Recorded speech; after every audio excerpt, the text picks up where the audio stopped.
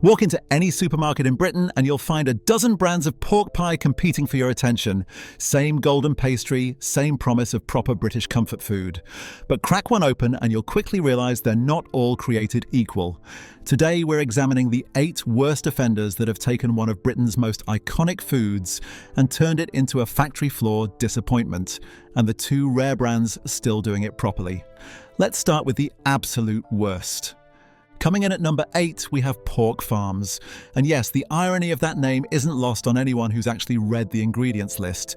Here's what should immediately concern you. Pork only makes up around 42% of the filling. So what's the other approximately 58%? Well, you've got water as the second ingredient, followed by a parade of things that we feel have no business being in a pork pie. Wheat flour as a filler, rusk to bulk it out, potato starch, dried pork stock rather than actual stock, and then the real party starts with the additives E450, E451, E452. That's 3 different types of phosphates used as preservatives and texture modifiers. Then you've got E621, which is MSG, added because when you use that little actual pork, you need something to make it taste like meat. The pastry isn't much better, loaded with palm oil instead of proper lard or butter. One reviewer put it bluntly, the jelly is more like wallpaper paste, genuinely grim. These are mass-produced in enormous quantities, prioritizing shelf life over everything else. The result is a pie that technically qualifies as a pork pie, but bears little resemblance to what that should actually mean. At number 7, we have Matisons, and this one hurts because they've been around since 1905. Over a century of pie making, and this is what they're delivering now. The pork content is similarly dismal at around 42%. But what really sets Matisons apart is the sheer volume of stabilizers and emulsifiers. The filling contains carrageenan, dextrose, and a stabilizer blend that we feel reads like a chemistry set. You've got E407, E450, E451, and E330. The pastry is made with vegetable oils rather than traditional fats, which means it lacks that rich, crumbly texture a proper pork pie should have. Instead, it's got this odd, almost plastic-like quality that doesn't so much crumble as sort of, bend. It's like biting into a meat-flavoured stress ball, one unfortunate customer reported. Someone else noted, the jelly has the consistency and taste of salty lip gloss. No idea what they've done to it, but it's wrong. What's particularly galling about Matisons is that they position themselves as a heritage brand, trading on that long history. But the product they're selling today would be unrecognisable to the people who built that reputation. They've kept the name, kept the Victorian-era branding, but gutted everything underneath. Number 6 is Walls, and yes, the same company known for ice cream also makes pork pies, which should probably tell you something right there. Owned by Kerry Foods now. Wall's pork pies are the definition of industrial food production. The pork content hovers around 41%, which is at the lower end of what a customer would expect. The rest is water, wheat protein, pork rind, which is basically fat and gristle, soya protein, and a long list of E numbers. Here's what's particularly offensive. They use mechanically separated or highly processed pork. Sometimes they blast that stuff off the bones with high-pressure water after all the good meat has been removed. It's technically meat in the same way that a hot dog is technically meat. The seasoning is almost non-existent. One taste tester said, it's like someone showed the production line a photograph of pepper from across the room. Another observed, the texture is disturbingly smooth. Like meat mousse, pork pie filling should have some texture, some bite. This is just paste. The jelly, if you can call it that, is made with beef gelatin and flavourings rather than proper pork stock. It's clear, tasteless, and serves no purpose except to fill space between the meat and the pastry. At number 5, we hit Tesco's budget range. And look, we all understand that value products need to hit a price point, but there's value and then there's whatever this is. The pork content is around 39%. Let that sink in.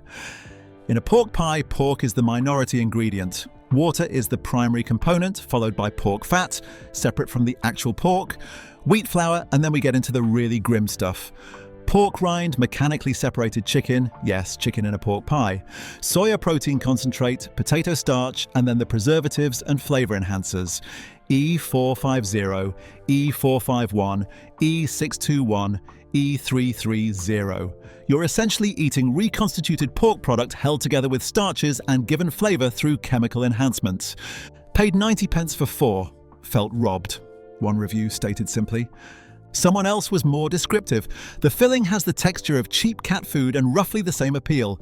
My dog turned his nose up at it. The pastry is made with vegetable oil and lacks any kind of flavour or structural integrity. It's simultaneously too hard when cold and too soggy when warm. It's like an engineering failure as much as a culinary one. Here's the thing that should make you angry. Tesco is perfectly capable of making better pork pies. Their finest range is significantly better, but they've calculated that enough people will buy the everyday value version without reading the label that they can get away with this. Number 4 is Asda Smart Price, which is fighting with Tesco for the bottom of the barrel, and honestly, it might be winning that race. Pork content, approximately 38%. That's right, we've dropped below 40%. You're getting more water and filler than actual pork. The ingredient list includes all the usual suspects: highly processed pork, pork fat, rind, wheat flour, soya protein, potato starch, but Asda has gone the extra mile by using hydrolyzed vegetable protein. For those who don't know, hydrolyzed vegetable protein is used to add savory, meaty flavor when you don't want to use actual meat. It's what makes cheap instant noodles taste like something. The fact that it's in a meat pie should tell you everything about the quality of that meat. One brutally honest review: tastes like regret in pastry form. Another person noted, the jelly is simultaneously too thick and too thin. It's like they achieved a texture that shouldn't be physically possible. The pastry contains palm oil, emulsifiers, and has this peculiar greyish tint that suggests it's seen more of the inside of a factory than actual daylight. It doesn't crisp, it doesn't crumble, it just sort of exists as an edible container for disappointment. At number 3, we have Morrisons Savours range, and I want to be clear about something. Morrisons can make a decent pork pie. Their premium range is genuinely acceptable, which makes this budget version even more insulting.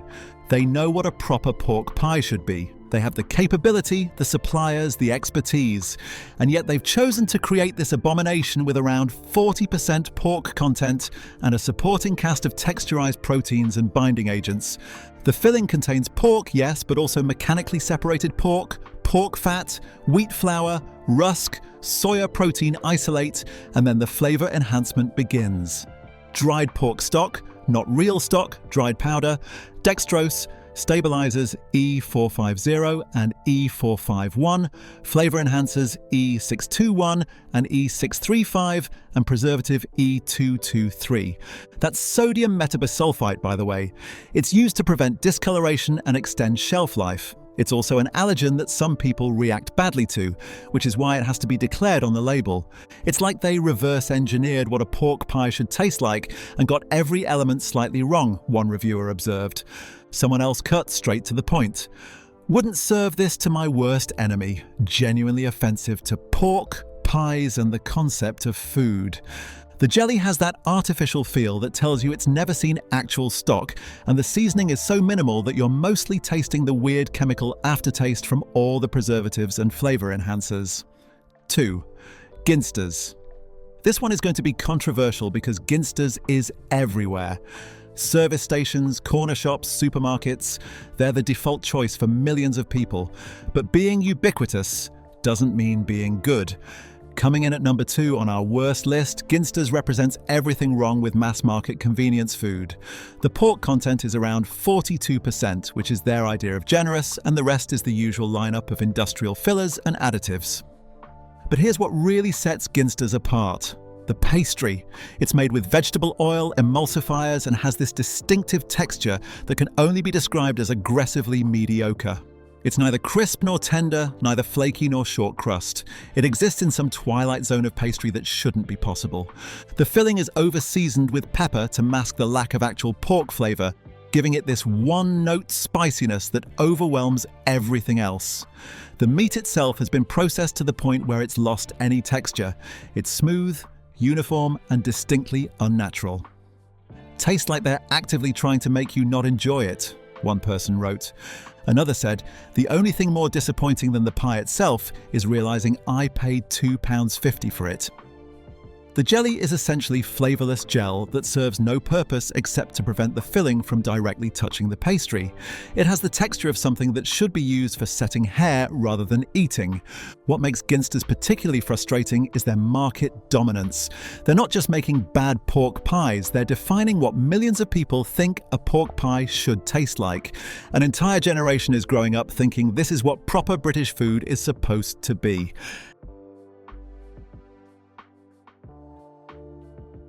And here we are. Number 1, the absolute worst. And I'm talking about the generic pork bakery branded pies you find in various discount stores and budget retailers. No specific company name, just pork bakery in plain text on the label. These are the bottom feeders of the pork pie world. The pork content can be as low as 37%, which is legal, but we feel should not be. Everything else is water, fat, rusk, mechanically separated, highly processed meat, and a chemical cocktail designed to hold it all together and make it taste like something edible. The ingredient list read, in our opinion, like a chemical weapons facility: E450, E451, E452, E621, E627, E631, E330, E223. That's 7 different E numbers in a product that should only need pork, pastry, and seasoning. The texture is genuinely disturbing. One person described it as like someone pre-chewed the pork for you. Another said, genuinely couldn't tell you if this was pork, chicken, or just compressed sadness. The pastry is made with the cheapest possible vegetable oil and has the structural integrity of wet cardboard. It's simultaneously greasy and dry, which shouldn't be possible, but they've managed it.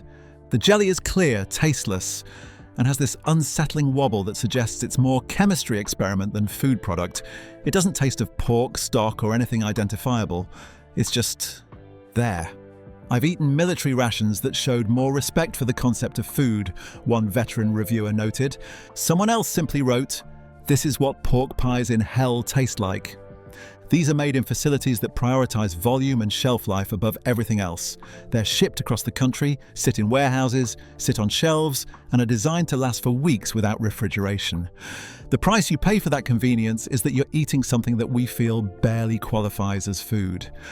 And now, after slogging through 8 examples of British food manufacturing at its worst, I've got good news. There are still 2 brands making proper pork pies the way they should be made. Let's talk about the companies that still deserve your money. Coming in at number 2 on our good list, we have Dickinson and Morris from Melton Mowbray. They've been making pork pies since 1851, and remarkably, they're still doing it the traditional way. The pork content is a minimum of around 70%. Yes, 70%. That's what pork should be in a pork pie. The primary ingredient by a significant margin. The meat is hand-chopped, not processed into paste. You can see actual pieces of pork when you cut it open. The pastry is made with lard as it should be, not vegetable oil, not palm oil, actual rendered pork lard that creates that rich, crumbly texture a proper pie needs. The hot water crust pastry is made fresh and hand-raised, meaning it's shaped by hand rather than stamped out by machines. The jelly is made from proper pork stock, reduced down until it's rich and flavourful. When it sets, it actually tastes of something rather than being there just to fill space. Finally, a pork pie that tastes like my grandfather described them, one satisfied customer wrote. Another noted, "You can actually see pieces of pork. Radical concept, I know." Dickinson and Morris are certified Melton Mowbray pork pies, which means they meet strict criteria for ingredients and production methods. They're made in Melton Mowbray, use uncured pork, and are shaped by hand. It's protected geographical indication status, like champagne or Parma ham. Yes, they cost more, about 3 times what you'd pay for a Ginsters, but you're getting an actual product made with real ingredients by people who care about the craft. And at number 1, still holding the crown after all these years, we have Walker's of Leicester. Not to be confused with Walker's Crisps, completely different company. These are the people who've been making pork pies in Leicester since 1824. 200 years of pie making and they haven't sold out or cut corners. Still family owned, still making pies the proper way. The pork content is around 75%. 3/4 of the filling is actual pork, hand chopped with visible texture and seasoned simply with salt and pepper. That's it. No flavor enhancers, no hydrolyzed proteins, no no MSG. Just pork, salt and pepper, the way it's been done for centuries. The pastry is made with lard and flour. The ingredient list is short enough you can remember it. The hot water crust is made fresh every day and hand-raised by skilled bakers who've been doing it for years. The jelly is made from pork bones simmered for hours until the stock is rich and gelatinous. When it cools, it sets naturally around the meat, adding flavour rather than just filling space. This is what I remember pork pies tasting like when I was a child, one person wrote. Another said, tried one of these after years of supermarket pies, genuinely couldn't believe what I'd been missing. You can see the difference the moment you cut one open. The meat has visible texture and variation. The jelly is amber-coloured from the real stock. The pastry has those irregular air pockets that come from hand-raising rather than machine production. Walkers have won countless awards, supplied the royal family, and maintained their reputation through 2 centuries of changing food trends and industrial pressure. They prove that it's possible to maintain traditional methods and quality even in the modern market. Yes, they're expensive. A Walker's pork pie costs about what you'd pay for 4 of the budget supermarket versions. But you're not comparing like with like. One is food made with skill and proper ingredients. The other is industrial product engineered for profit margins. Here's what we need to understand about the pork pie market in Britain today. The bad pies aren't bad by accident. They're bad by design. Every single one of those 8 worst offenders made deliberate choices to prioritise cost-cutting over quality. They chose mechanically separated, highly processed pork over hand-chopped meat. They chose vegetable oil over lard. They chose chemical flavour enhancers over proper seasoning. They chose extended shelf life over taste. And they did it all while charging prices that suggest they're selling you something better than they actually are.